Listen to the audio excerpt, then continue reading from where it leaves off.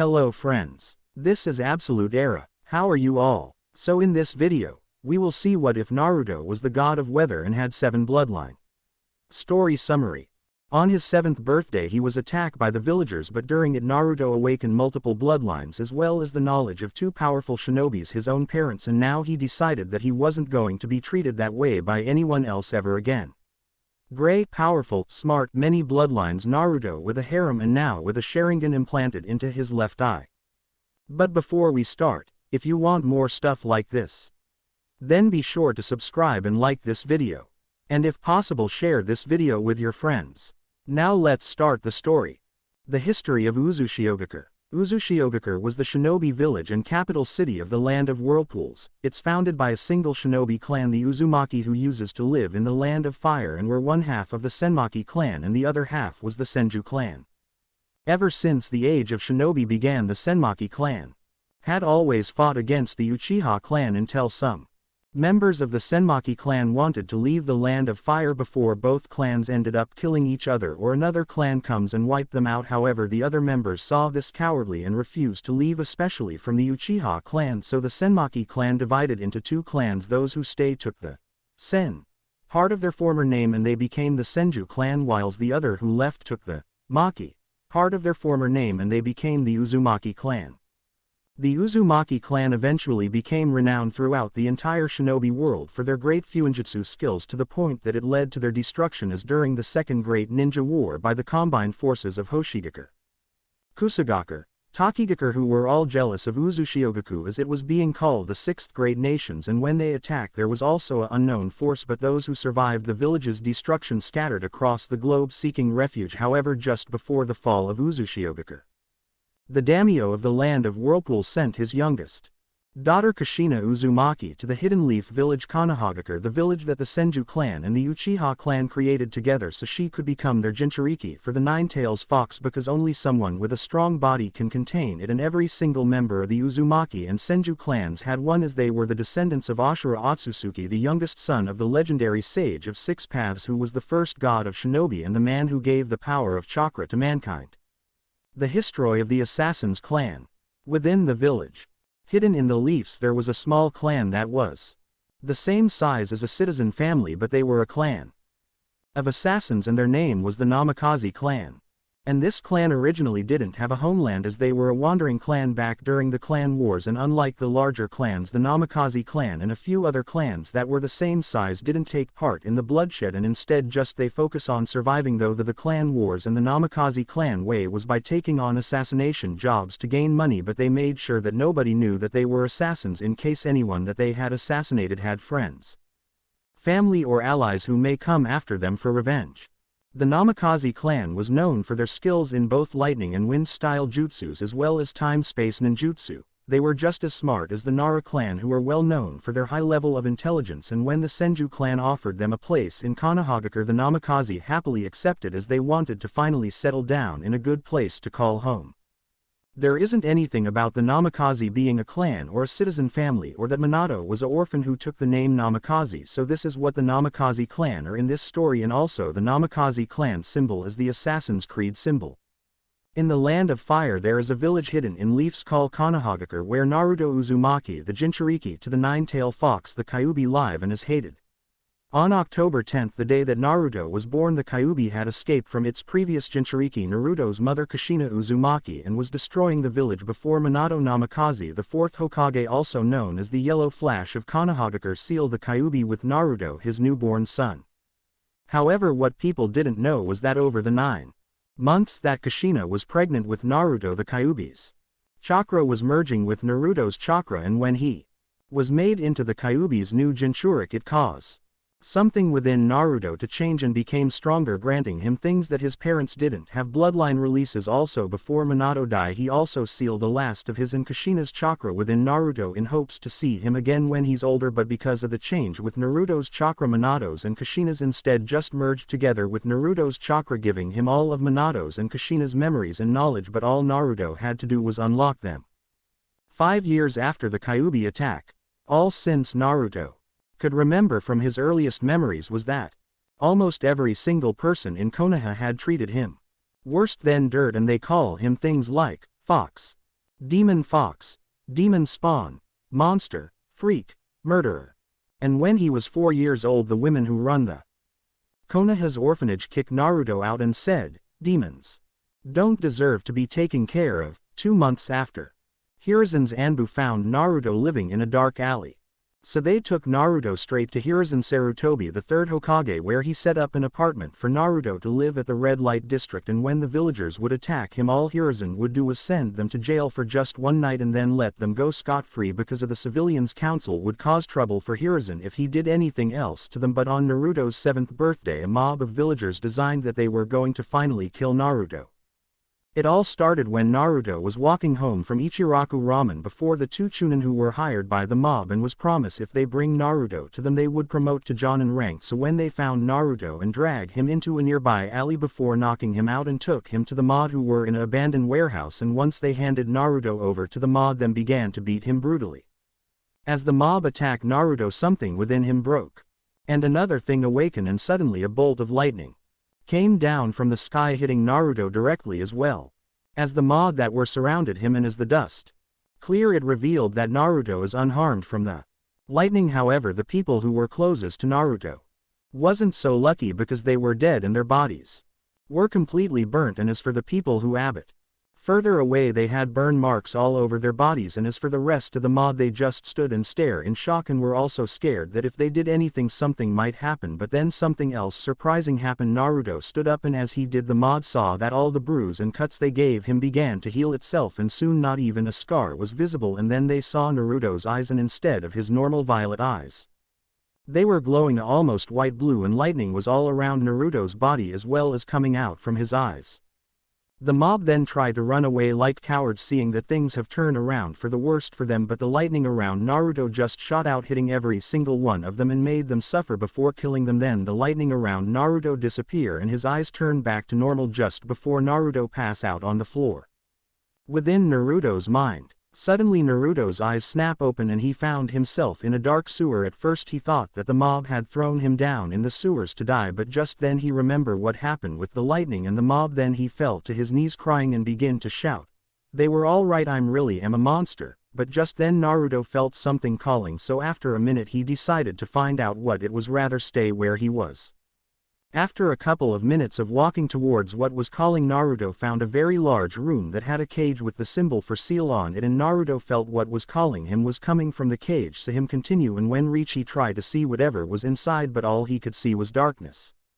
But just then giant claws came out from the cage and also hit Naruto, but him ducked just before they could touch him. Naruto then ran away from the cage and headed towards where he was before, but he looked back at the cage and saw 2 large dark red eyes staring at him, which froze Naruto in fear. "So this is my new warden, I have never had met any of them so young before," said the creature in the cage. "WWH, who are or why yo you?" Naruto asked in fear. "What are you saying? Speak clearly, boy," said the creature in the cage, shouted angrily. "Who are you?" Naruto asked again but clearer. "I'm sure you have already heard about me. I'm the Might Nine-Tail Fox, the Kyuubi," said the Kyuubi. "Wait, the same Kyuubi that attacked the village 5 years ago," said Naruto. "The one and only," answered the Kyuubi. "But that's impossible. I heard that the 4th Hokage killed you," Naruto said in disbelief. "Ha, no human can truly kill a Biju, instead you a lot just seal us," said Kyuubi. "Wait, seal you?" Naruto asked. "Yes, your 4th Hokage knew that he couldn't destroy me entirely, so instead he sealed me away," said the Kyuubi. "So does that mean that the 4th Hokage sealed you within me?" Naruto asked in hopes that he was wrong. "Yes, 7 years your 4th Hokage sealed me within you to stop me from destroying your entire village," said the Kyuubi. "So when the villagers call me a demon they were right," Naruto said, upset. "Ha, you wish you are not me, kid. All what you were is a vessel, nothing more," said the Kyuubi. "But I just killed those people," Naruto said. "No, they case your bloodlines to awaken when they were attacking you, so I call it self-defense," said the Kyuubi. "Bloodlines?" Naruto asked, confused. "You know those special ability that some ninjas possess which is only within some shinobi clans," said the Kyuubi. "Like that clan that all the members had white eyes, but I'm an orphan and clanless, so how do I have a bloodlines?" said Naruto. It doesn't matter that you're orphan brat, you still had parents, but neither of them had these bloodline expert. For your mother, she kind of had two of them, but they have evolved greatly within you because of my chakra entered your body back when your mother was still my Jinchuriki and her name was. Before the Kyuubi couldn't finish its sentence, Naruto interrupted. Kushina Uzumaki, your previous Jinchuriki, and she was my mother, Naruto said in confused tone. Yes, she was my previous Jinchuriki and your mother, but how do you know that? The Kyuubi asked curiously. I don't know why, but I just do like I now that Mito Uzumaki or Mito Senju was your first Jinchuriki, Naruto said, confused on why he knew things that he shouldn't know. Interesting, perhaps it has something to do that maybe, the Kyuubi said to itself. What are you talking about? What something? Naruto asked, wondering what the Kyuubi was talking about. Well, 7 years ago when the fourth Hokage sealed me within you, he also sealed the last of both his and your mother's chakra inside of you as well, in hopes to re-meet you when you were older. However, both of their chakras didn't stay in you like it should have. Instead, their chakras just merged your own, and this must be the side effect of it. You had gained both of their memories and knowledge, and the only reason why you are getting them now is because your bloodline had awakened, said the Kyuubi. Wait, the fourth Hokage, his name was Minato Namikaze and he was my father, Naruto said in shock. Yes, Minato is your father and the one who sealed me within you, said the Kyuubi. It's all his fault then, Naruto whispered. What are you talking about? The Kyuubi asked curiosity. The reason why my life has been so miserable is all because he chose to protect villager and condemned me to all this pain and sadness, Naruto said with tears going down his face. And what are you going to do about it? The Kyuubi asked curiosity. I'm done with it, all of it. Why should I be their punching bag? Why should I try to understand them after everything they done to me? Naruto said in anger. Haha, that's something I will like to see. Okay then, how about a deal? Said the Kyuubi. What kind of deal? Naruto asked curiously. Simply, all will help out. In exchange, you give me access to your senses like sight, hearing, taste, smell and touch, because it is really boring in here and all like to know what's going on outside in the real world, said the Kyuubi. You will help me in fights against strong people who want to hurt me? Asked Naruto. Yes, that is exactly what I'm talking about, and you know that I'm not lying about this. If you have both of your parents' memories, you know I can't do anything to you even if you agree to this, the Kyuubi said, and made Naruto think for a moment, and with his newfound knowledge he knew the answer. You're right, it won't affect the seal or me if I give you access to my senses. There is just one more thing I would like from you, said Naruto. Oh, what's that? The Kyuubi asked curiously. As you probably know, I don't trust this place, so I want your help with my plan, said Naruto. And what plan is that? The Kyuubi asked even more curiously. It's a safeguard so that if this place ever tries anything against me, I'll have a place to go to if I decide to go rogue on them, said Naruto. If that's what you want, then sure, I agree, said the Kyuubi. Then we have a deal, Kyuubi, said Naruto. Kurama, my name's Kurama, said the now revealed Kurama. Okay then, Kurama, said Naruto. This may turn out to be interesting, Kurama thought. Konoha's hospital. As Naruto slowly opened his eyes and found himself in a familiar hospital room and was laying down on a familiar bed, Naruto realized that this was the hospital room where he would be taking to after the villagers' attacks. But just the door opened and it revealed the third Hokage, Hiruzen Sarutobi, who walked in. Hiruzen Sarutobi was an old man with gray hair and brown eyes. His face is gaunter, and he has the wrinkles and liver spots. He wore a white haori with a red, full-length kimono that is tied using a white sash and the Hokage's hat. Arranged by Naruto, my boy, you're finally awake. I was so worried for you, Hiruzen said in a kind tone. What happened? Naruto asked whilst he rubbed both of his eyes.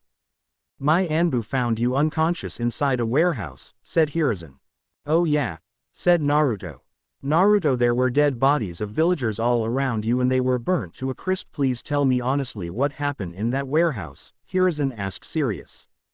I can tell him most of the truth except for the parts about my bloodline and meeting with the Kyuubi, since I don't know what he may do to me if he found out the whole truth, Naruto thought to himself.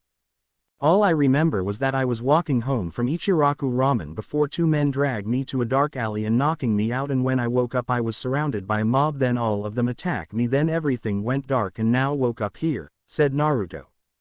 I know that the Nine Tails didn't take control over him, or everyone in the entire village would have felt its dark chakra. So what happened to those villagers, and why do I feel Naruto is hiding something from me? He would never hide something from me. He trusts me completely. I better place some of my Anbu to keep track of him just in case, thought Hiruzen. Hey Hokage-san, I don't feel bad or hurt. Can I go? Naruto asked in a hurry. Yes you can, Naru. Wait, did you just call me Hokage-san instead of old man? Hiruzen asked in shock. Yeah, you don't want to hear me call you old man, right? Naruto said as he put up his clothes. No, you're right, but still, Hiruzen said confused. Okay, I got to go, said Naruto as he rushes out of the hospital room. Now I know something wrong. I better order my Anbu to keep an eye on him right away, Hiruzen said to himself. With Naruto was running towards something every special place and away from the hospital because of two reasons. First was that now that Naruto has both of Minato's and Kushina's memories, he now where his real home was the Uzumaki clan compound where his mother grew up when she first came to the village from her home village Uzushiogakure, a village created by Hashirame Senju, the first Hokage himself, and was built into the side of Hokage Rock. And the second reason why Naruto left in a hurry was that now he know the truth. He didn't know what to think about the Hokage. He keep the truth about where Naruto truly come from. Why the villagers hated him so much and where he true home was. Sure, the Hokage protected him from villagers, but the Hokage never did anything to them and always told him to forgive them or try to understand them.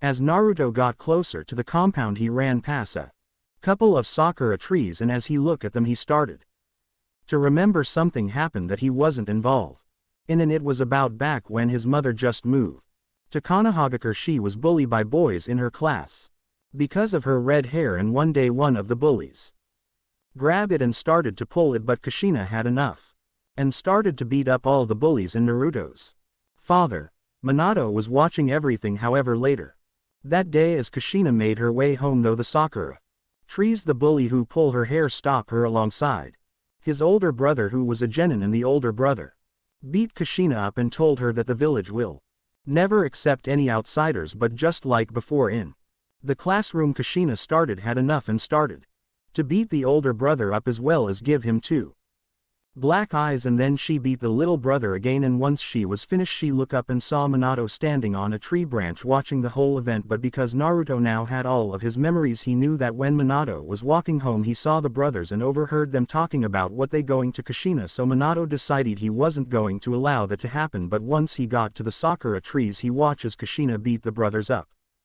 When Naruto finally reached the Uzumaki clan compound, he saw that it was the same size as the Uchiha clan and Hyuga clan compounds, with a large wall that surrounded the entire compound and haven't weakened over the years, despite no one has lived there and taken care of it.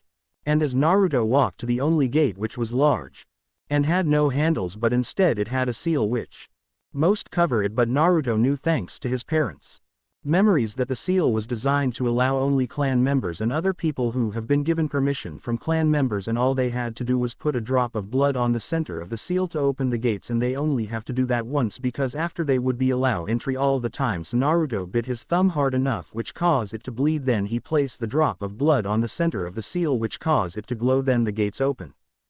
Naruto then looked drop at his thumb wondering where could he find something to cover it until it healed itself, but to his surprise when he saw that there wasn't anything wrong with it, like he didn't just bit his thumb and made it bleed, which made him wonder. Sure, he healed fast before but never this fast, but now wasn't the time to think about it, instead it was time to see his home.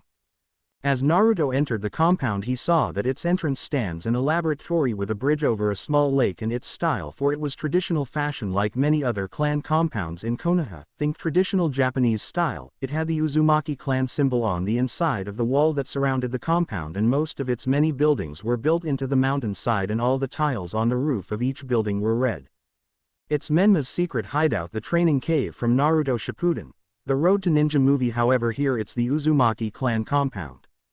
I'm finally home, Naruto said to himself. 1 year after the awakening. Naruto at the age of 6.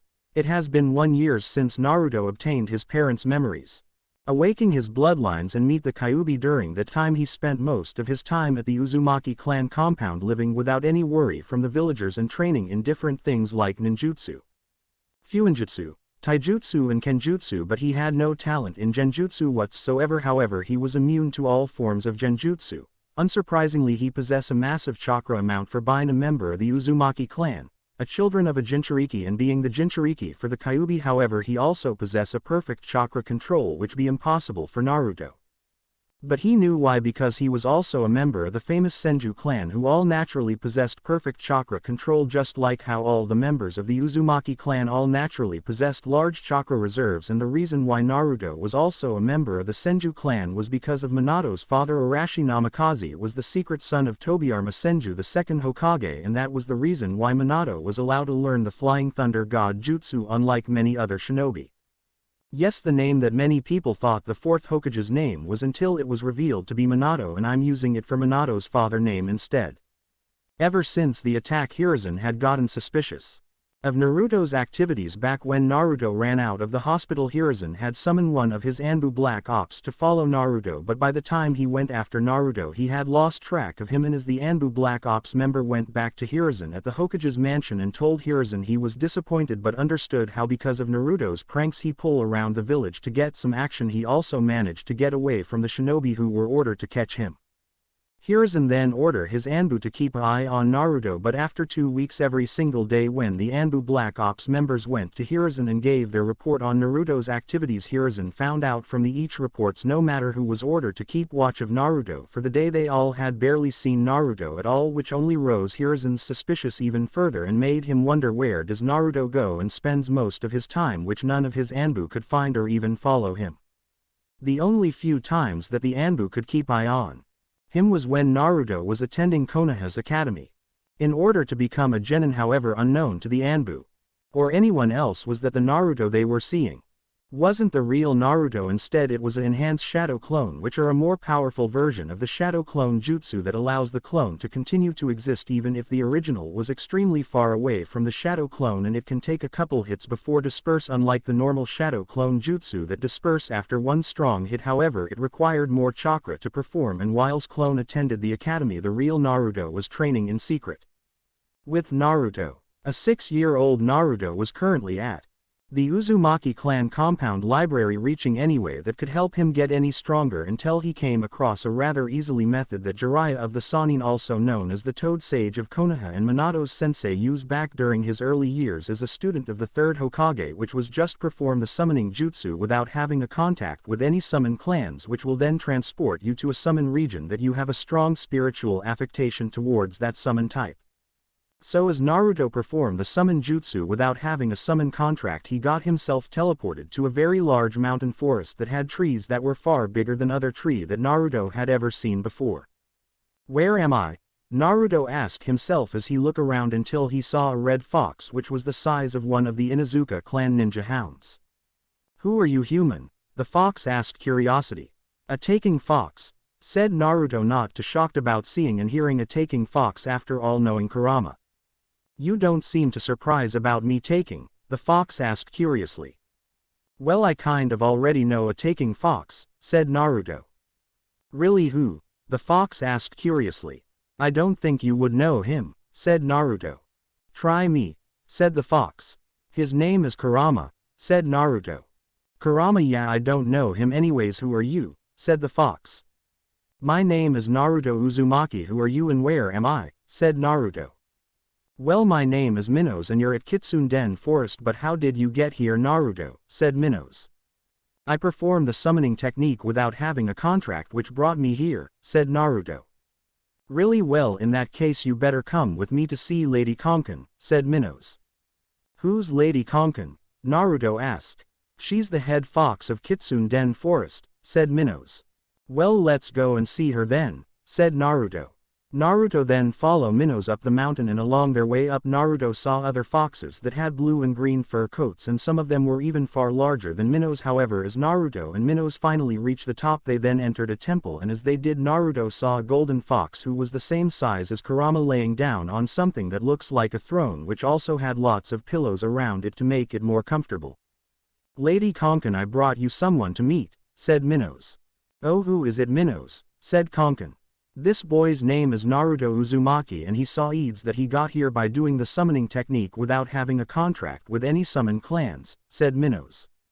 Interesting, thought Konkin. So you came here through the use of summoning technique, said Konkin. Yes, that is how it happened, said Naruto.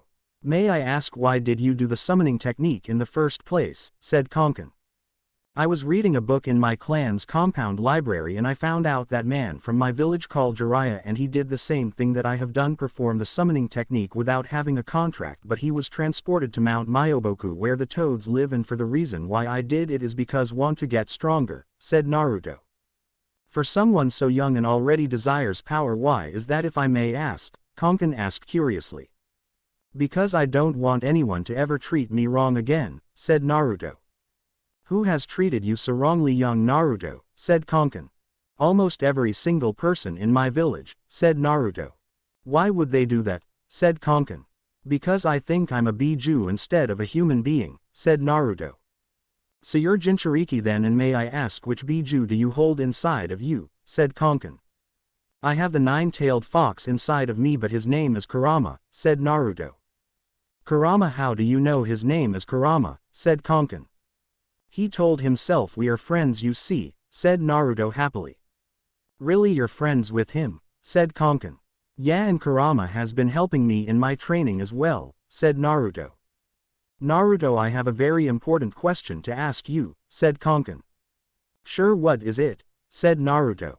Seeing that you have an affection towards foxes and that you have befriended a Biju, how would you like to become our very first summoner, said Konkin. Sure I will, but why me, said Naruto. Well, many of foxes here want to see the human world, and because we never had a summoner, I think it is about time to do, said Konkin. Okay then, I will gladly become your summoner, said Naruto. Excellent, said Konkin. Then she used her tail to pick up a scroll that was behind her and place it down in front of Naruto. Now just bite one of your fingers and with the blood from it write down your name in the scroll, which will make the contract between you and us, Naruto, said Konkin. Naruto did exactly just that. He bite one of his fingers and drew blood from it, then he used it to write down his name in the scroll. And there, said Naruto as he finished. Excellent, now you are our summoner Naruto Uzumaki, said Konkin. Great, I hope that we'll work well with each other, said Naruto. A couple days later, a couple days after Naruto signed the fox summoning contract and became its first ever summoner, he been planned to find a way to go to his ancestral homeland, the land of Whirlpool, to begin his plan to create a home away from Konoha, and with the chance that may Konoha betrays him, it may even become his true home. So he decided that his second home was going to be at his mother's former home Uzushiogaku. And so Naruto had one of his fox summons go to another nearby village with one of his flying thunder kunais so he could travel there, and with the large sum of money that Kushina inherited and left behind in the Uzumaki clan compound, Naruto inherited it and used a bit of it to buy a small house from the nearby village and perform a very advanced store sealing jutsu that is extremely difficult to use and can seal away entire buildings into a scroll, and it was created by the Uzumaki clan, so Naruto seal away the small house. Naruto also changed his apprentice those seals that he placed on the inside of a white kitsune mask that he wore over his face, which changed his voice as well as his skin tone and hair color, making his skin a different shade and his hair pitch black. It's Menma's mask. He wore a poncho cloak that covers only his upper body. Whilst under disguise, Naruto also came up a different name to use, which was Zeref Otsutsuki, using the last name of his ancestor. Yes, I'm using Zeref's name from Fairy Tail. With his disguise ready, Naruto, with the help from his fox summons, Naruto managed to escape from Konoha and travel to the land of Whirlpool undetected, whilst leaving a couple enhanced shadow clone behind to take his place to keep up a appearance, and when they finish whatever they needed to do, they can reseal themselves in a seal and be unsealed whenever they are needed again. As Naruto reached ruins of Uzushiogaku, he saw the destruction that Tokigakure, Hoshigakure, Kusagakure and the unknown force has done to it, and all of it was out of jealousy of Uzushiogaku. And as Naruto walked around the ruins, he sensed that there was not a single person on the island, which was good, and soon enough he found a good place that wasn't easy to find and unsealed his small house, and then he took off the white kitsune mask. Okay then, all I have to do this place and enhance flying thunder seal and I'll be able to come and go as I like, said Naruto. It's an enhanced flying thunder seal which was created by Minato, and the reason why he created was so that if he was ever away from the village and it got attacked he could teleport back to the village straight away. Hey Naruto, there's something I want to ask you, said one of Naruto's fox summons. Oh, what is it? Naruto asked curiously. Well, as you know, you're our first summoner, meaning that my clan hasn't really traveled, so I was wondering if it was okay could the Fox clan couldn't hang out here so that everyone in the Fox clan would be able to see the outside world, said the Fox summon. Sure, I don't a problem with that, and besides it would be useful if you guys were here to keep watch over it for me whenever I'm not here, said Naruto. Really, if that case I'll go and tell Lady Konkin, the Fox summon said excitedly. Sure thing, see you later, Naruto said to his summon as it returned to its homeland to inform its leader. Another couple months later, after placing the Flying Thunder seal in his other house, Naruto was able to teleport back and forth between Konohagakure and Uzushiogaku whenever he wanted to, and with Fox summons keep watch over Uzushiogaku for him, he didn't have to worry about anyone finding his other house. Currently within Konohagakure, it was having a peace meeting with the village hidden in the clouds Kumogakure, with a possible alliance being formed between the two great villages for the first time. However, on the night that the envoy from Kumo arrived at Kono, it held a festival and the atmosphere was quite exciting. In a world where there was constant danger, it was nice to know that they had at least one less enemy to worry about and instead gained a friend in the process. While the villagers and the shinobi of Konoha were celebrating this major victory, the ninja delegation of Kumo were sticking to the shadows doing reconnaissance, which they were ordered by the 4th Raikage Yatsuki to scout out the security of the village and to, if possible, take any scrolls or techniques that they could get their hands on. Also, if they could manage it, they were to try and take an Uchiha or Hyuga child. The head Kumo Jonin were feeling quiet, bold and confident in himself. He decided that he was going to take a Hyuga and in turn the Byakugan, something that Kumo had been after for a very long time. Yes, I know the 4th Raikage last name isn't Yatsuki, but here it is and it's a clan. The head ninja of Kumo managed to sneak into the Hyuga clan compound and abducted Hinata Hyuga while she slept, and as he managed to get out of the compound undetected, the head ninja of Kumo thought that he was successful in his mission to obtain the Byakugan bloodline from Kumo. Unfortunately, he did not account for a certain someone to be follow right behind him. Because years ago when Kumo tried to kidnap Naruto's mother for her chakra mold ability but SGE was saved by Minato, Naruto thought that Kumo might be trying something, as out of all 5 great shinobi villages Kumogakure didn't possess as many bloodlines as the others, so Naruto decided to keep watch over the head ninja of Kumogakure himself whilst having his shadow clones keep watch over the other Kumo ninjas. Stop right there and hand over the girl. Surprised the Kumo ninja, immediately he dropped Hinata and took his battle stances, suspecting that he was surrounded by a couple of teams of Konoha Anbu. Instead he was met with the sight of a blonde-haired child. "Ha ha, you had me worry there, kid." The Kumo ninja laughed madly, but when he eventually stopped, the Kumogakure ninja thought, however, how the hell did he find me so fast? "I won't repeat myself again, hang over the girl right now," Naruto said in a serious tone.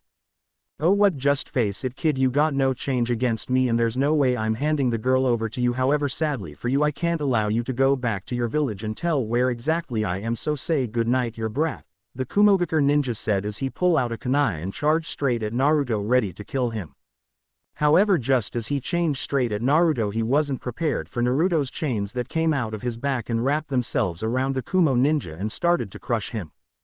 What is this?" The Kumo ninja shouted angrily at the fact that he fell into a trap at the hands of a mere child. "These are my chakra chains, and don't try to use your chakra to break free from them, as they can also suppress anyone else's chakra," said Naruto. "Chains made out of chakra that can suppress anyone else's chakra? I've heard of this," said the head ninja of Kumo. "That isn't surprising after all, since your village tried in the past to do what you are doing right now, kidnapping someone who possess a bloodline," said Naruto. "I remember it was Kushina Uzumaki, the red-hot-blooded habanero of Konoha," said the head ninja of Kumo. "Correct, your village tried to kidnap her back when she was a child," said Naruto. "If you possess the same bloodline, then you must be related to her, right?" said the Kumo ninja. "Yes, you are correct, we are related, she is my mother," said Naruto.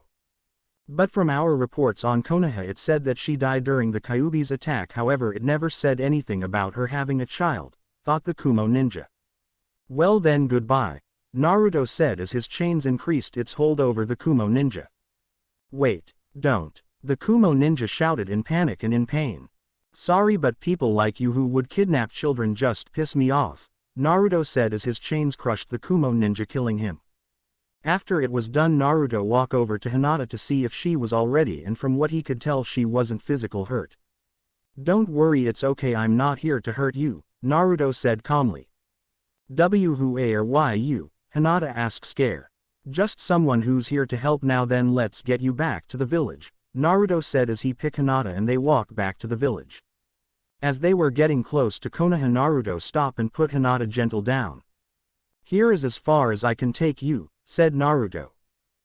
How see can I ever replay you, said Hinata. Just don't tell anyone that it was me who saved you, okay, said Naruto. May I ask why? Hinata asked, curiosity. I would like to keep my ability a secret for a while longer, said Naruto. Naruto then reached into his pocket and pulled a small flare which he handed over to Hinata. Count to 5 and use this, it will get people's attention and they will come here and will bring you back to the village, said Naruto. Naruto then turned around and jumped into the trees, however he didn't leave just yet as he wanted to make sure that Hinata will be alright, so he waited and watched behind a tree, and when Hinata used the flare he sensed a group of shinobi along with the Hokage were heading towards her quickly, and so Naruto used the flying thunder jutsu to teleport back to the Uzumaki clan compound. However, Naruto didn't plan for his attention to leave a mark on Hinata. After Naruto had saved Hinata from the Kumo ninja, and thankfully for Naruto, Hinata had kept to her word and hasn't told anyone that it was him who saved her, just some mysterious stranger, which made Konoha wonder who was it and why haven't they come forward, as the Hyuga clan would be grateful to them for preventing their precious bloodline from being stolen from their clan. And of course Kumogakure was angrily that one of their shinobi was killed, and they denied all accusations of the kidnapping as well as demanded compensation for their shinobi's death, but Konoha told them that the person who killed their shinobi was not even be a leaf shinobi, and because they haven't come forward for the reward that the Hyuga clan was offering, they didn't know who it was, and so Kumo had no choice but to accept they weren't going to get anything for their shinobi's death. However, the peace treaty was cancelled, but thankfully there was no declaration of war was made between the two villages. That's right, Neji's father Hisashi Hyuga didn't die because of the Hyuga incident, but Neji will still hate the main Hyuga family for the way they treat him, his father and the other members of the branch Hyuga clan. Naruto at the age of 7. Naruto was training in taijutsu, but at a level that no 7-year-old should be training. At whiles he had his shadow clones research about taijutsu training methods and techniques for him, and during their research they discover about a legendary taijutsu master who fought in the Third Great Ninja War with his student, and that master's name was Chen. So Naruto visit the master's graveyard to pay his respect, and when he heard his stomach rumbling, so he took out a black box from the backpack he had on and opened it, showing a set of 6 onigiri inside. 2 had pork meat with garlic and honey. The other 2 had negashiodare. And the last 2 had shio kombu cheese that he made for lunch, and as he was about to eat one he heard someone behind. It's Megumi Tadokuro from Shokugeki no Soma, 3 kinds of onigiri dishes. Hey kid, do you have another one of those? Said a voice. As Naruto turned, saw a short man sitting on the tombstone of the legendary taijutsu master. He wore a yellow jumpsuit with black stripes and open-toed sandal. He had gray dreadlocks held up with a green sweatband and red square-framed sunglasses. He was missing an upper right tooth and sported a Manchu mustache and trimmed chin beard. How did he get there without me noticing? Thought Naruto. You shouldn't be sitting on someone's tombstone, it's disrespectful, said Naruto. Oh, I'm sure he doesn't mind, so do you have another one of those? Said the old man. Should here you go, Naruto said, being his black box in front of the old man, who then took one of Naruto's onigiri, and as the old man took a bite out of Naruto's onigiri his eyes widened in surprise as he found it to be excitedly delicious. Damn, that's good, the old man thought. Hey, shouldn't you be in school or at the Shinobi Academy right now? Said the old man. Oh, I'm sure they don't mind me skipping a lesson or 2, Naruto said in a calm tone. Ha ha ha ha, you sure must be confident if you think you can skip lessons so calmly, said the old man. Sure, you could say that, but that doesn't mean I don't stop training though, said Naruto. That's good, you don't want to be your own downfall, said the old man. Wise words, said Naruto. Why thank you, so why exactly are you here, kid? The old man said. Simply I'm paying my respects to the legendary taijutsu master Chen, said Naruto. Not many kids know about him, said the old man. Well, whilst training my body I also did some research and found out about him, said Naruto. Oh, thinking that if he was alive right now you would ask him to train you, said the old man. No, Naruto simply said. What, why not? The old man asked curiously. From what I found out he had a unique student who couldn't perform either ninjutsu or genjutsu, but that didn't stop him from becoming a shinobi who only performed taijutsu. However, the student died on the battlefield, and so if Master Chen was still alive I think won't take on another student, said Naruto. Oh, I see, the old man said, sounding a bit upset. And besides, if he was alive I would only ask for his advice, said Naruto. His advice, said the old man. See, I'm trying to combine two different taijutsu fighting styles together and I would have asked Master Chen how exactly would I be able to do it, said Naruto. I see, yeah, he would a great help with that, said the old man. So Master Chen, how exactly are you still alive? Naruto asked curiously, surprised the old man who was actually the legendary taijutsu Master Chen. Wait, how did you know it was me? The now revealed Master Chen asked. Simply there was pictures of you in the books and you have barely changed your appearance at all over the years, said Naruto. Ha, you're really smart for someone so young, kid, said Master Chen. Why, thank you, said Naruto. Well, I didn't die, I faked my death and gave up being a shinobi, said Chen. Because of your student who died, said Naruto. That's right, it was my fault for his death, and because of it I decided that one who cannot use ninjutsu cannot truly be a shinobi and they shouldn't even attempt such a lifestyle, said Master Chen. He's riddled with great sorrow and regret from his inability to save his student, thought Naruto. Naruto then went on his hands and knees and bowed at the legendary taijutsu master. Master Chen, I ask you for your advice, said Naruto. My advice, that's all, said Master Chen. That's all I want, said Naruto. How about this? Whenever you need it I'll give it, but exchange you'll bring me more of those delicious rice balls, said Master Chen. Deal, said Naruto. 1 year. 8-year-old Naruto. It had been 1 year since Naruto started getting help with his taijutsu from Master Chen, and recently he has noticed that the Anbu Black Ops have been spending a lot of time observing the Uchiha clan, and on a certain day in time almost the entire Uchiha clan compound was deserted. So one day Naruto desired to see where exactly does the Uchiha clan go, and so Naruto followed them to the Naka shrine. However, on one night Naruto was walking home from having dinner at Ichiraku, and so he decided to walk home instead, using the Flying Thunder Jutsu to teleport back to the Uzumaki clan compound, knowing that if anyone tries anything against him he can use the Flying Thunder Jutsu to teleport away. But as he walked past the Uchiha clan compound he noticed it far too dark and quiet, so he used his sensing ability, and to his surprise he found only 2 people.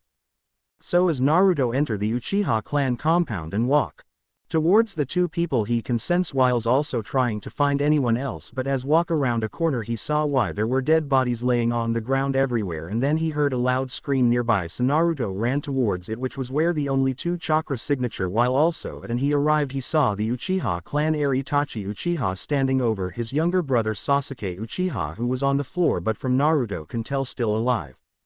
Naruto, what are you doing here? Itachi asked surprised. I was nearby when I hear screaming, so I came here to see what was happening, and to my surprise I find you covered in blood and putting your own younger brother under a genjutsu, said Naruto. I don't have time to deal with him, the Hokage and the Anbu Black Ops will be soon, I better just put him under a genjutsu just like Sasuke, thought Itachi. As Itachi activated his Sharingan he tried to put Naruto under a genjutsu, however to his surprise Naruto wasn't affected by it. Why isn't it working? Itachi thought. Genjutsu won't work on me, Naruto said, shocking Itachi. Why not? Itachi asked curiously. I'll tell you later, but can you answer me one question, said Naruto. What is it? Itachi asked. Where is everyone else, as there is only the 3 of us here in the entire Uchiha clan compound? That's simply Naruto, I have killed everyone else, Itachi said, surprised Naruto. And why would you do that? Naruto asked curiously. Because I want to test the limits of my abilities, said Itachi. Bullshit, you ain't the kind of guy who would do something like that. No, there's another reason, said Naruto. He's very smart for his age, thought Itachi. If I can't use genjutsu to knock you out then I'll use force. Itachi said before disappearing and then reappearing behind Naruto and placing him in a chokehold. However, as he did, Naruto used the Flying Thunder Jutsu to teleport both of them to one of Naruto's teleport points that was outside the village. What the? Itachi said surprise, and though his surprise he let go of Naruto. There, now we can talk without any worry from the Anbu Black Ops or the Hokage arriving, said Naruto. What did you do? Itachi asked curiously. We all have secrets, Itachi, said Naruto. You're right, Naruto, I kill my clan for another reason, however I won't tell you as you just we all have secrets, said Itachi. Fair enough, said Naruto. Before I go, Naruto, there is one more I would like to ask you, said Itachi. What is it? Said Naruto. What would you do if you were given a great power? Itachi asked curiously. I'll use it only to protect myself and those who are close to me, said Naruto. Good answer, Naruto Uzumaki, you seem like a responsible person, so I'll leave something in your hands to keep safe, said Itachi. Like what? Naruto asked curiously. This, Itachi asked, handed over a small jar filled with a green liquid and an eye in it, but not just any eye, a Sharingan eye. A Sharingan eye, said Naruto. That eye belonged to a close friend of mine and I entrust it to you, so use it well, Itachi said before turning around. A word of advice, Naruto, don't trust Danzo Shimura, Itachi said before leaving Naruto. I know that the Uchiha massacre happened when Sasuke was 7, but again in this story it happened when he was 8. A couple weeks later, a couple weeks after the Uchiha massacre at the hands of Itachi Uchiha, with the only survivor was his younger brother Sasuke Uchiha, and Naruto being given Shisui Uchiha left eye, and so Naruto under his Menma identity had traveled and found a skilled medical ninja who didn't belong to any village and will heal or perhaps any service at a price, and Naruto was paid him to implant Shisui's left eye into him. So Naruto was currently sitting in a chair with his white kitsune mask off, but instead he had a dark blue mask that covered the lower half of his face. It's Kakashi's mask. There, it's it done. It may feel strange at first, but you'll get used to it, said the doctor. Thank you, said Naruto. Here, you can see for yourself, the doctor said as he hung out a hand mirror over to Naruto. As Naruto looked at the mirror and looked at his reflection, with him now having two different eye colors, one was a dark purple with slanted, slit pupil, whilst the other was red with one black dot and 3 tomo. With this eye I'll finally be able to use Genjutsu, thought Naruto. What do you want me to do with your original eye? The doctor asked curiously. Can you store in a jar like this one was in? Said Naruto. Sure thing, said the doctor. Should anyone rips out this eye from me, I'll at least have my original eye just in case, thought Naruto. As Naruto continued look at his new eye, he could feel that there was more, like he could push his eye belong what it currently was, so he changed more chakra into it and his Sharingan eye formed a 4-point pinwheel. What the? Naruto thought, surprise. The Mangekyo Sharingan, said Kurama. What's is it? Naruto asked curiously. It's an advanced form of the Sharingan that has only been activated by a handful of Uchiha, said Kurama. 5 years later. It has been 5 years since the Uchiha massacre at the hands of Itachi Uchiha, with the only survivor was his own younger brother Sasuke Uchiha. And Naruto receiving Shisui Uchiha left eye from Itachi before he left, and Naruto then getting it implanted into him. So over the Naruto has also been training on how to use it and to keep it hidden. Naruto place 2 seals over his left. One was similar to his disguise seal that made it look like his original eye, and the other seal to be able to deactivate it, as all Sharingan eye implants are unable to deactivate. So with this seal it forces a deactivation and reactivate it. All Naruto has to do was send a bit of chakra to the seal which will deactivate it, and the eye will activate the Sharingan. This seal was created by Minato for Kakashi, but he died before he could give it to him. Naruto at the age 12 was currently outside the village by a beautiful lake that he found sometime ago during his training, and he was sitting on a rock doing one of his most favorite hobbies, fishing, as he enjoyed the peace and quiet from it, and so far he managed to catch a couple fish, and as he was about to call it a dad and go back home to cook the fish, however he stopped what he was doing because he had the feeling that he was being watched by someone, and he knew that it wasn't one of the Anbu Black Ops shinobi as all of them thinking or watching he at the academy getting ready, as this was his and everyone who was in his class last year at the academy, as it the Genin exams was fast approaching. Who's there? Naruto said, throwing a kunai at the tree where he was feeling being watched. However, he still had the feeling that he was being watched. Oh, good senses, you have to be able to sense me, nya, said a voice, and found the sound. It was a girl. A girl? Naruto thought.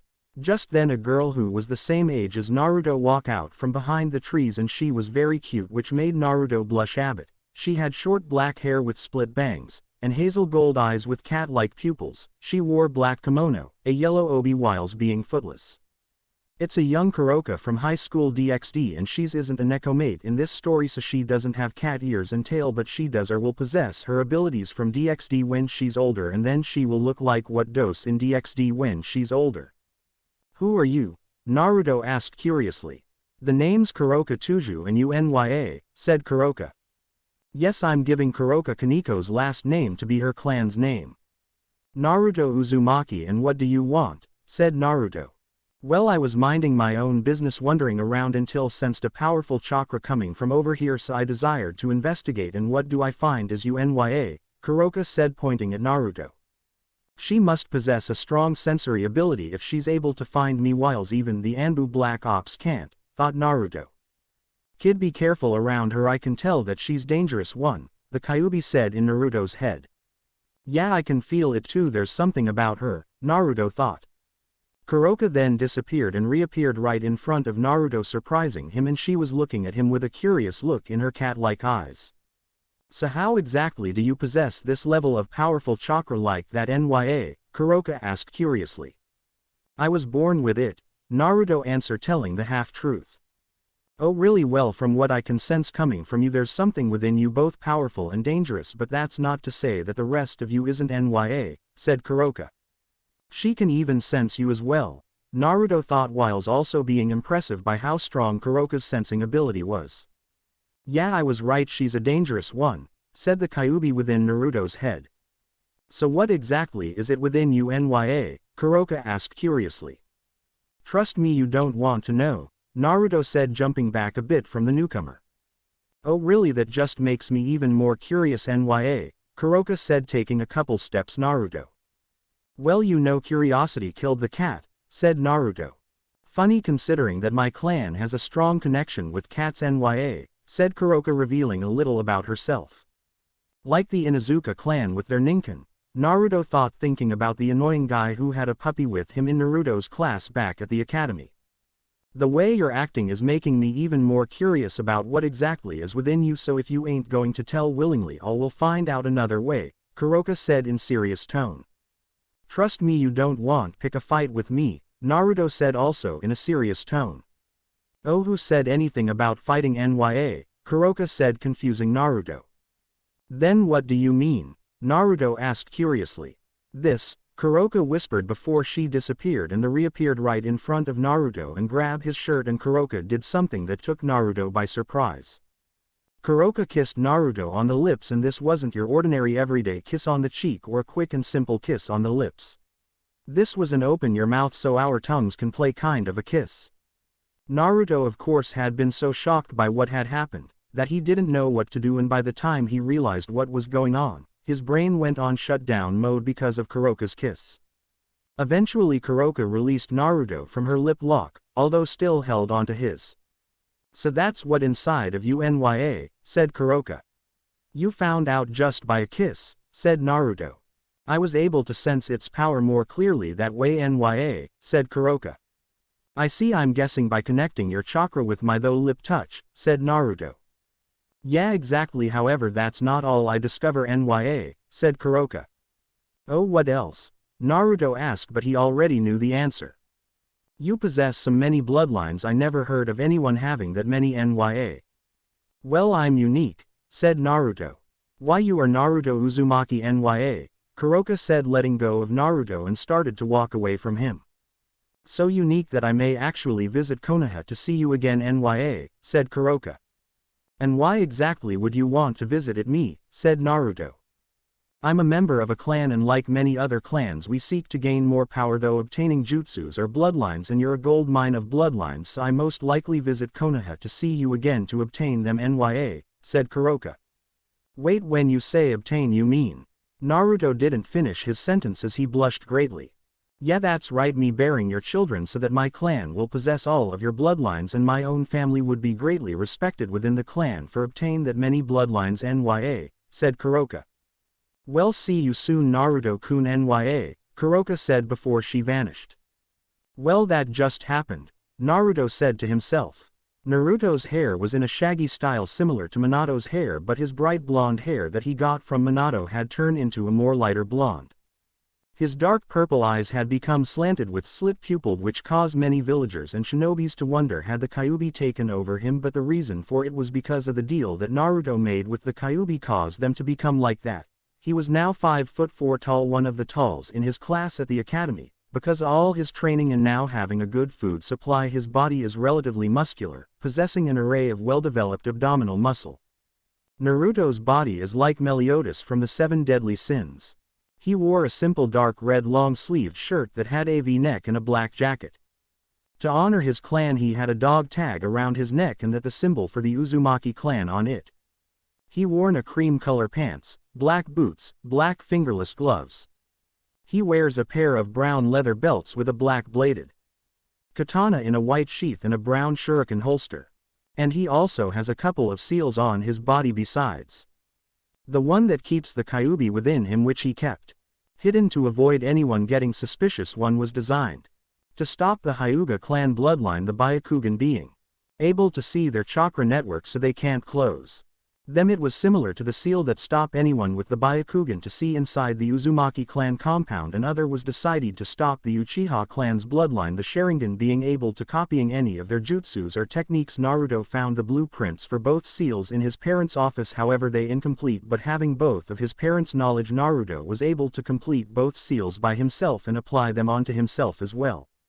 When Naruto reached more about his bloodlines, he also found out that his chakra natures that were lightning, water and wind, so he trained and mastered quite a bit of ninjutsu for each of his three elements, and the bloodlines that he possessed were the weather manipulation bloodline as well as the storm release, a bloodline from Kumogakure, a village hidden in the clouds.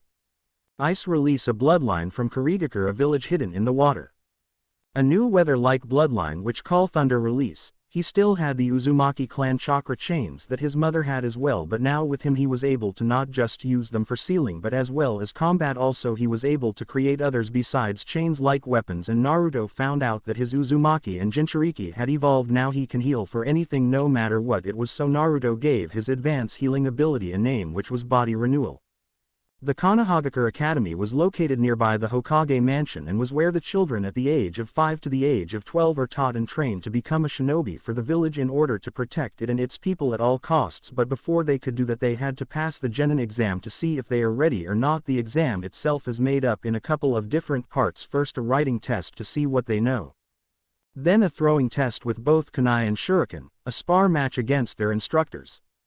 Then they must perform 3 techniques that all academy students are taught in their 7 years of attending. First was the body replacement technique, next would be the simple clone technique, and then they must escape from a low-level genjutsu that one of the instructors would perform on them, and lastly for extra credit and if they are able to they can perform any kind of jutsu that they may know of as well, which mostly children from clans are children whose parents are shinobi but ain't from clans. But for Naruto, every time he had attended the academy, or the memories that he would received from his shadow clones, he hated it completely, because if it wasn't the instructors trying to make him fail on everything, or try to stop him from learn anything, which Naruto already knew about, it was his classmates or any other students of the academy, because they all knew that they could bully him without getting in any kind of trouble with the instructors, and most of their parents even encouraged them to do it. But then every single one of them all stopped entirely because of a certain incident that happened between Naruto, a enhanced shadow clone jutsu, and 4 other students in his class 2 years ago.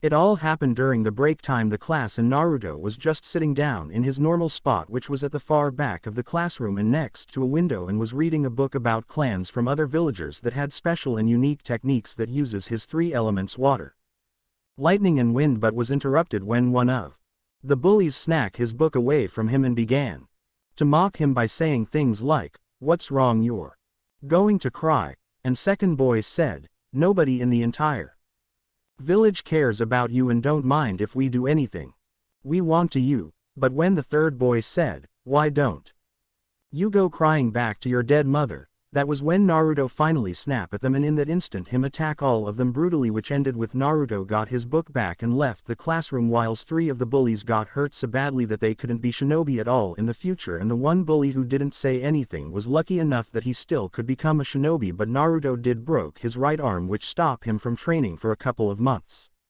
Of course, after the parents of the bullies all accused that it was all Naruto's fault and that he just attacked their innocent children for no good reason expected for him being a demon after all, and then they demanded that Naruto should be kicked out of the academy and threw into prison for what he done to their innocent children. But Hiruzen revealed to them that there was an Anbu Black Ops member keeping watch of the classroom the whole time, but he didn't tell them the real reason on why they were, which were to keep watch over Naruto. So instead Hiruzen made up a lie by saying that the Anbu Black Ops member were there to keep guard over the future clan heads, which they all bought completely. And when the Anbu told Hiruzen the truth about the incident between Naruto and the other boys, Hiruzen however did punish Naruto for what he did to the other boys, because Hiruzen knew that Naruto chose to ruin 3 of the 4 boys' shinobi career forever instead of knocking them out like he did to the other boys. So Hiruzen had expelled Naruto from the academy for only 4 months. However, that just pleased Naruto, as it meant that he didn't need to create a shadow clone to go to the academy for him and receive the clone's memories of the annoying people at the academy. So as real Naruto entered his normal classwork and went to his usual spot, as well as ignore the stares that he got from the other students. He just sat down and closed his eyes and had a nap until the instructors arrive, and so he can finally being the Genin exam and be done with the academy once for good. Sasuke's P.O.V. Wearing the same outfit from the canon, Sasuke Uchiha was loved by almost everybody in the entire village, and he felt that he deserves all of it because he was from the knightly and powerful Uchiha clan. However, one of the reasons why pretty much every civilians in Konoha worship him so much was because he was the last of the Uchiha clan in Konoha, all because 4 years ago when Sasuke was 8 years old, his older brother Itachi Uchiha murdered every single other Uchiha member including their own parents, and on that very night Sasuke vowed that he would get stronger so he could get revenge on Itachi for what he had done to their clan, and then he would rebuild the Uchiha clan stronger than ever before.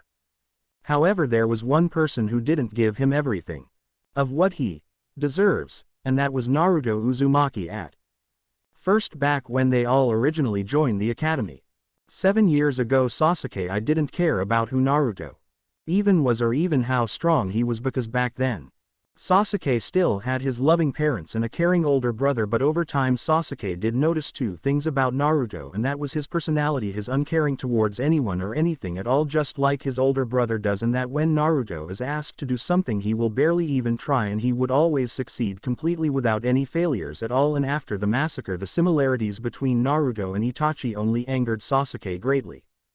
So then Sasuke thought that he would demand that Naruto will give him all of his secrets so that he could become stronger, but something happened that never happened before. And that was Naruto refused him, so Sasuke thought that he would force Naruto in giving him all of his secret. Because who can stand up to a Uchiha elite after all? But he lose instantly and every single other time since then, when he thought it was a good idea to attack Naruto. But his anger and jealousy towards Naruto only grew, because 2 years ago when a group of bullies desired that they were going to start on Naruto, but instead they all got beating up badly, and as Sasuke watched it happen he only thought of one thing, and that was to find out the secret of Naruto's power. Sakura's P.O.V. Wearing the same outfit from the canon, Sakura Haruno was an average normal girl who was from a civilian family who had never had anyone from their family who became a shinobi, so if Sakura managed to pass the Genin exam she would be the first. The 2 main reasons why she joined the academy in the first place was because of her best and closest friend, and the person who saved her from a group of people who were bullying her only because of her large forehead was Ino Yamanaka. However, over the years they had a massive falling which ended their friendship, and then they became rivals for the attention from certain one boy that they both like, who was Sasuke Uchiha. The second release on why Sakura joined the academy, it was so that she could be close to Sasuke and hopefully become in the future his wife. When she first started the academy, both of her parents told her to stay away from another certain boy called Naruto Uzumaki. Sakura didn't know why her parents wanted her to stay away from him, but she assumed that they must have a good reason on why, so she did. But after seeing almost all the other children were doing to Naruto, it got her into being mean to Naruto as well, because if he's as a bad person from what her had heard, he deserves it, right? But she and every single students who pick on Naruto all stop entirely after seeing what he did to the group of boys, and it scared them all greatly because that could be them, and it was also how Naruto managed to beat all of them so easily and as well destroy 3 of them chance of becoming a shinobi for the village, and it showed that if they are not careful he could and is willing to do the same thing to them as well, so they all left him be since then. Shikamaru's P.O.V. Wearing the same outfit from the canon. Shikamaru of the Nara clan, just like any other member of his clan, he had a high intelligence and a lazy attitude towards anything, which most people oversee his high intelligence because of it. His best friend was Choji Akamichi. They met when they were young children because of their fathers, who were good friends as well and were also teammates. Shikamaru and Choji would hang out every day, and when bullies would start on Choji because of his weight, Shikamaru would stand up for him because he is his best friend. Shikamaru knew that he had a good judge of character. So when joined the academy and was attending the class with Choji for the first time, that was when he saw at the far back Naruto Uzumaki, the person that he heard was very bad and that he should stay away from. But over the years Shikamaru saw that Naruto hadn't done anything wrong at all, and yet the teachers treated him terribly and even encouraged other students to do as well. However, there was one thing that Shikamaru was extremely jealous about Naruto, and that was when the teachers are teaching them something they would just ignore Naruto completely, and Naruto would just sleep through the lesson. However, 2 years ago, as Shikamaru saw how Naruto was able to beat up for the 4 bullies so easily and as well as destroying 3 of their chance of becoming a shinobi in the future, despite how the teacher had never taught him anything, and that was when Shikamaru realized why Naruto didn't try to learn anything in their lessons, instead just slept through all of them, or why he always looks bored like nothing interested him. It was because he didn't need to be in the academy. He was all ready to become a genin, and it was just wasting his time attending the academy, and so Shikamaru desired that he try to avoid any care of conflict between him and Naruto in the future. Choji's P.O.V. Wearing the same outfit from the canon. Choji of the Akamichi clan has a very kind heart, and because of it he never wants to harm anyone if given the chance or bully anyone ever, but he was bullied by a group of bullies because of his large bones. However, his best friend Shikamaru Nara stood up for him and stopped the bullies for picking on Choji for good. Choji's father Choza Akamichi, who is the 15th head of the Akamichi clan, wanted to make Choji less kind-hearted, but only for Choji's safety, because it can get him killed by his enemies on the battlefield. When Choji and Shikamaru first started the academy 7 years ago, Choji saw how Naruto was bullied so badly and he wanted to help him because he knew what Naruto was going through, but Choji was too scared to do anything because he didn't want the bullies to turn on him again for helping Naruto, so he left them alone but regretted it every time he saw it happen. However, 2 years ago something changes when the group of bullies started on Naruto again. Choji had enough and desired that today was the day that he was going to stand up to the group of bullies for Naruto, just like Shikamaru did for him all those years ago. But as Choji turned around to help Naruto, he saw at how Naruto brutally beat all the bullies with little effort, like they were nothing to him, and Choji realized that Naruto chose to put up with the all harassment from the bullies all these years, and that was when Choji decided that he will try to become Naruto's friend to make up all the years that he chose to do nothing. Ino's P.O.V. Wearing the same outfit from the canon.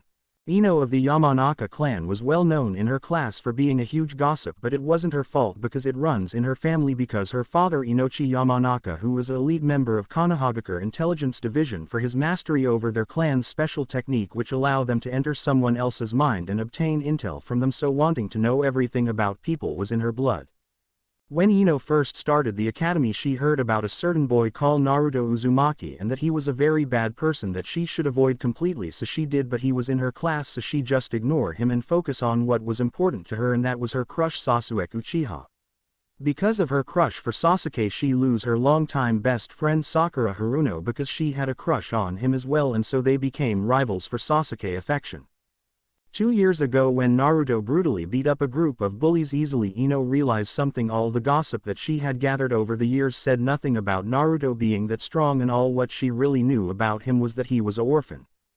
He was bullied by almost everyone in the academy. Sure, he always succeed in any task that was given to him, but being able to defeat 4 people alone, that was something else, and also he never looked interest in anything, but yet somehow she never heard about him being that strong, and then she desired to find out more about the mystery of Naruto Uzumaki.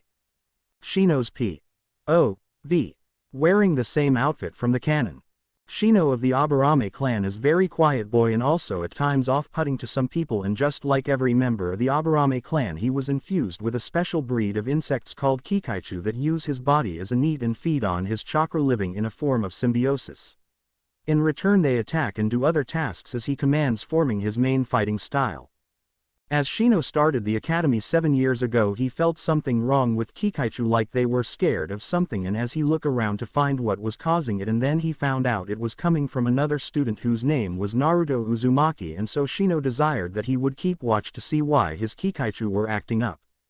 Over the years Shino had seen how badly Naruto treated from other students and even the teachers as well, but Naruto would just ignore them as always. But 2 years ago something unexpected happened when a group of bullies started on Naruto, but unlike all the other times Naruto fought them and ruined 3 of their chance to become a shinobi in the future, and after that just got Shino even more curious about Naruto Uzumaki and what was special. Kiba's P.O.V. wearing the same outfit from the canon. Kiba of the Inuzuka clan, a clan that is well known for their use of ninkin as fighting companions, and they are also well known for their wild and alone personality, also for their alpha complex, meaning they believe who is the strongest should get whatever they want because they are the alpha. Kiba adopted the alpha ideal completely, and so he trailed hard alongside with his ninkin called Akamaru, so when he started the academy he wanted to show everyone that is alpha male and they should all respect him, but instead most of them pay more attention to Sasuke Uchiha, so Kiba desired that he would prove that he was the true alpha male in the class, not Sasuke. However, Kiba knew that Sasuke is petty strong and there might be a chance that he could lose to him and he might get in trouble for starting a fight. Son Kiba picked someone else, and that was none other than Naruto Uzumaki, the boy that Kiba knew that he wouldn't get in trouble for fighting, and so Kiba and his friends began starting on Naruto. However, 2 years ago when he and his friends went to Naruto to start their daily mocking, but something within Kiba started to feel sorry for Naruto because of how much bullying he takes in a daily basis, and when one of his friends mock his dead mother, Kiba knew that they had gone too far and he was about to put his foot down, but that was too late because Naruto had finally snapped and fought back brutally. Kiba then was about to stop Naruto, however just as he tried, Naruto grabbed his right arm and he broke it, then knocked him out, and when Kiba woke up he found himself in the hospital with his mother Sume, his sister Hana and Akamaru, and from that day Kiba stay clear away from Naruto. Hinata's P.O.V. wearing the same outfit from the canon. Hinata Hyuga was looked down upon from the Hyuga clan because of her lack of self-conscious and strength, however it never stopped her from trying to get stronger, so she closer to her hero, the one who saved her from the Kumo ninja, and though out the years since that night she had keto her word and told no that him who saved her. When Hinata first started the academy she extremely nervous and worried because she thought that the other children may treat her differently, so Hinata get kept quiet, but as she saw, however, her worries went away when she saw Naruto, but as she saw the way that he was being treated she wanted to do something, however as she saw that it didn't bother him at all she kept quiet until he decided to do something about it, and she also admire him even more for being able to put up with it. When she saw him beat up 4 boy who had bullied him over the years in the academy she wasn't surprised as she saw him defeat a Jonin at a young age, and she believed the 4 bullies deserved everything what Naruto did to them. Iruka's P.O.V. wearing the same outfit from the canon. Iruka Umino was a proud chunin of the Hidden Leaf village before he became a happy teacher at the Konoha Academy. Back when Iruka was still an active shinobi he would always get hurt during a mission, so Hiruzen decided that it would be best for Iruka if he becomes a teacher at Konoha's Academy. Because of his kind personality and his well knowledge of facts he would make a great teacher for the academy. The day that Iruka started his new job at the academy as an instructor he found out 3 things. The first was that his former teammate and longtime friend Mizuki had also started working at the academy as an instructor as well, and the second thing was that Mizuki would be working alongside him in his class, which was great. But the third thing was Iruka found out about a certain student he would be teaching called Naruto Uzumaki, the host to the 9-tailed fox, the Kyuubi, the every same monster that murdered his parents 12 years ago, and like most of the people in Konoha Iruka hated Naruto for being the host to the 9-tailed fox, and so he allowed the other students to do whatever they liked to him, be it bullying or just ignore him.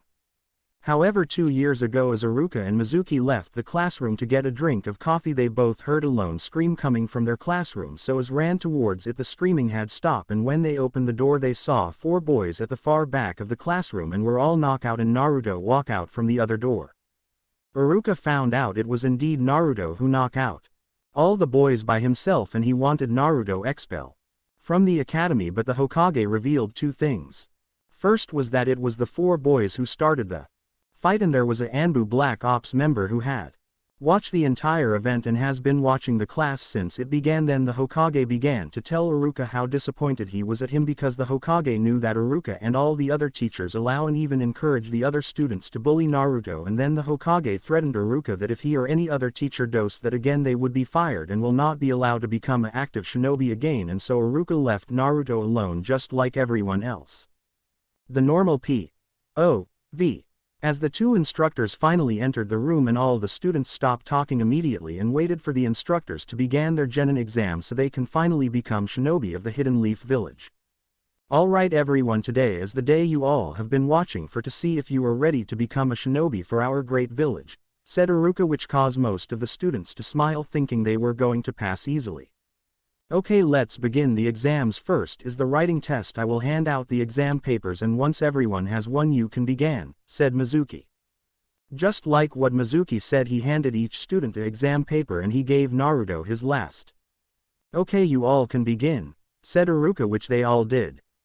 As Naruto was doing the exam, he felt something annoying and he knew what exactly it was. Someone was trying to cast a genjutsu over him, maybe in hopes to make him fail, but is unaware that he was immune to all types of genjutsu. However, whenever someone tries to use genjutsu on him, Naruto would always get an annoying feeling in his head, which basically helps him by alerting him that there's someone trying to use genjutsu on him. So the only question who was try to fool him. So Naruto used his sensing ability to find whoever it is, and after a bit he found out who it was, one of his instructor Mizuki, which didn't surprise him at all because he knew Mizuki hated him greatly for being a Jinchuriki like most of the village, and also Mizuki took part in most the mod attack on him. However, he wasn't there when Naruto awoken him, Bloodlines most likely being on a mission. So as Naruto ignored the annoying feeling in his head and just continued the exam, he did wonder what was Mizuki up to, because he could get failed by Hokage if the Anbu Black Ops member that is supposed to be keeping watch over Naruto's classroom spot him doing it, and that just made Naruto curious. Why would Mizuki risk his job and shinobi career like that so he can annoying beep to Naruto like always? Naruto had finished the exam first and just kept quiet to wait for everyone else. So after a bit, when everyone else had finally finished, they all handed in their exam paper to Mizuki. Then Iruka told everyone to follow him to do the next part of the genin exam, which they did. However, just before Naruto left the classroom, he saw Mizuki looking at his exam paper, and Naruto could tell Mizuki had two things on his mind: anger because his genjutsu to make Naruto fail didn't work at all, and the other was wonder why didn't his genjutsu failed. Naruto then caught up with everyone else outside at the place where they were taught to use kunai and shuriken, probably, except for Naruto. However, he already knew how to, and Naruto could already tell that today is going to very slow and annoying. Alright everyone, this part of the test is to see your skill with kunai and shuriken, said Iruka whilst he held both weapons in his hands. Iruka then walked towards a table and put the kunai and shuriken onto it, and then he picked a piece of paper with all of his students' names on it and a pen. When I call your name out, you will come here and use these kunai and shuriken and begin your turn of the test, said Iruka. Once Iruka began to call out each student's name and each of them took their turn at the test, the ones that had only civilian parents managed to get some of their kunai and shuriken to hit the targets, whilst the children with shinobi parents but weren't part of a clan managed to do better because they got training outside of the academy, and as for the children who came from clans, they got even better score whilst having only a few of their kunai and shuriken miss. Okay, next Sasuke Uchiha, please come here and put open the kunai and shuriken, said Iruka, and whilst all of Sasuke's fangirls screamed happily the moment Iruka said Sasuke's name.